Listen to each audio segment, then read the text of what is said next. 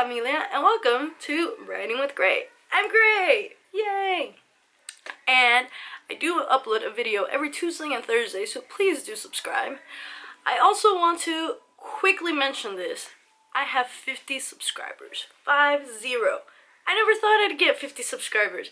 So I just want to say thank you to all of you people who subscribed and are on this journey with me. I am more than honored to be able to share my journey with you guys and have you guys accompany me on this journey. So thank you so much. I know 50 subscribers is nothing compared to other YouTubers, but for me it means the world, and I love it, and I am beyond blessed, and I am beyond excited for you 50 people watching out there. So thank you so much from the bottom of my heart. So now, moving on. Today's episode, I really want to talk about sharing. Sharing my writing has been a very difficult process. One, I'm not very confident in what I do, and two, who the hell is going to want to read what I have to write? I mean, truth be told, right? And I guess I have a couple pieces of advice for you guys out there if you guys are writers and you're wanting to share and get your stuff out there to your best friend, to a family member, to whoever it may be. And I just want to give you these bits and pieces of advice. I'm not an expert by all means. I have no idea what I'm talking about. I'm just talking about my personal experiences, and I hope that my personal experiences can help somebody else out there. And that is the reason why I'm sharing them. So, first of all, sharing. Who the hell do you share with? How do you choose out of a population of friends? I'm not saying that I'm popular or anything, I just have a couple friends. But how do you choose the correct ones to share with? And I'm going to tell you. I've had those people in my life that I think I've thought I can trust and share my writing with. And to my disadvantage, it wasn't that way. I've shared a piece of writing, and this goes back to lyrics. I've shared lyrics with people, and the feedback that I get from that is like, oh, you should change this, oh, you should do that, oh, I think it'll sound better like that.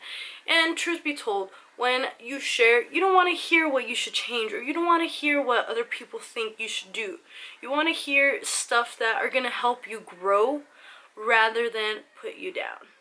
And that is one of the important things that you need to be sure of. You need to be sure that you can share with somebody, and that somebody isn't going to tell you what you should and shouldn't do, but rather give you criticism and their thoughts. For example, it'd be a whole lot different for somebody to say, well, I think you should change this and put these words instead of those, versus, hey, how do you think this sounds? I was reading what you were writing, and I agree with it. However, the wording's a little bit off. I don't know, maybe think rewriting it or reread it and see what you think. And it's so different. I mean, you can tell that one is being so direct in what they want versus what you have to say, and the other one is being based upon what you have to say, but with constructive criticism in what should be, in what can probably sound better when it's said. So those are two important elements. You don't want to share with person A that's telling you what to do and what not to, but rather you want to share with person B who is going to help you grow as a writer, because that's what writers want to do. And I think every day we grow a little bit, and it is a really good feeling when somebody believes in you enough to tell you and to give you feedback that can help you grow. Moving on, I want to talk about how you choose somebody to share with. Choosing somebody isn't going to be based upon you asking, hey, would you like to read something of mine? But rather, somebody asking you, hey, I remember you talked to me about writing a little something, and you were working on a little something, and I'm kind of curious, what is it? Can I read it or something? And that's so heartwarming as a writer to hear when somebody approaches you, somebody that knows that this is your passion, that you love it, and they approach you and they ask, hey, can I please read what you're doing? Or what do I want to know, I'm curious. That curiosity is so powerful that as a writer it gives you a sense of confidence that you must be doing something right, And it's a spectacular feeling, I must say so myself. I have in fact asked somebody like, hey, would you like to read what I'm writing? But because I can see and I can sense their curiosity, but they're just too afraid to ask because they're afraid that I'll say no. And that's an exception, but you as a writer and as a friend of a friend, you need to be sure of that. I also want to say that it depends on the type of person you are. I am not afraid of being told the truth. I love it when people tell me the truth, and when they tell me things that I possibly don't want to hear. And I don't get upset. Or maybe I get upset, but I don't get mad as much as I take what they say and I analyze it in my alone time, and I think and connect the dots as to why they're telling me these things. So, for example, when it comes down to writing, it's like, going back to example earlier, it's like, oh, why don't you change this to this? Or, you know, being subjective to something and not really being hurt about it is the best way to go, because with an open mind you are able to analyze everything around what you think and what other people think. And the way that I see it is that if somebody is doing me the honors of reading a piece of my writing, they must know what they're talking about in an audience perspective. So when they give me that feedback that I like to call constructive criticism, is like, well, what do I gain by getting upset? You know, they're not telling me my work is trash. They're giving me pointers from an reader's point of view that, you know, maybe as a writer I thought it was clear, but it turns out that it's not. So I think it's very, very important to have an open mind when you are planning to share, because if you don't, it's going to be pointless and you're just going to get upset and they're never going to want to read anything of yours ever again. By sharing, it's allowed me to grow, it's allowed me to gain confidence, it's actually allowed me to sit in front of this camera and talk to you guys about these experiences, because their feedback is amazing. I mean, I've had people react to my pieces of writing in tears and laughter, in different emotions, as well as my book that I'm writing. You know, I've had a person, because only one has given me feedback out of 3 so far, that she has connected with what I've said so far in that book, and it makes her teary-eyed because she can relate it to her everyday life. So to me, that is motivation that keeps me going, and it's something that allows me to grow, and it's something that I truly beyond enjoy.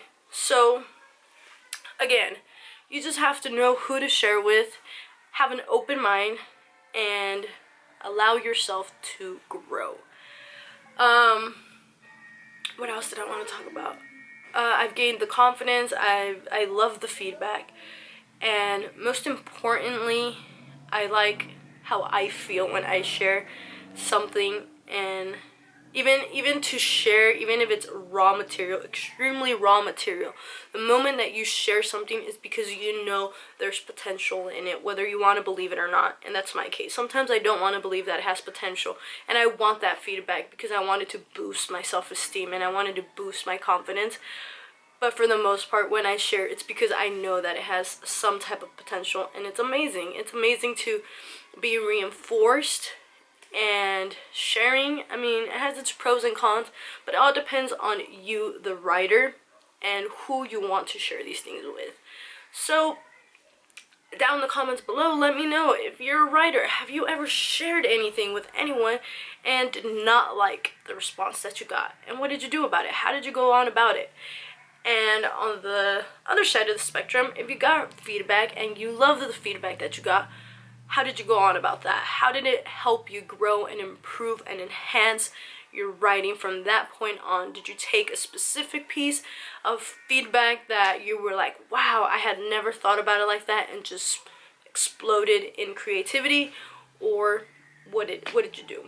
Let me know that in the comments below. If you're not a writer, let me know. Has anybody shared anything with you, and how did you respond to it? that is going to conclude my video for today. So thank you very much for hanging out with me on this episode of Writing with Gray.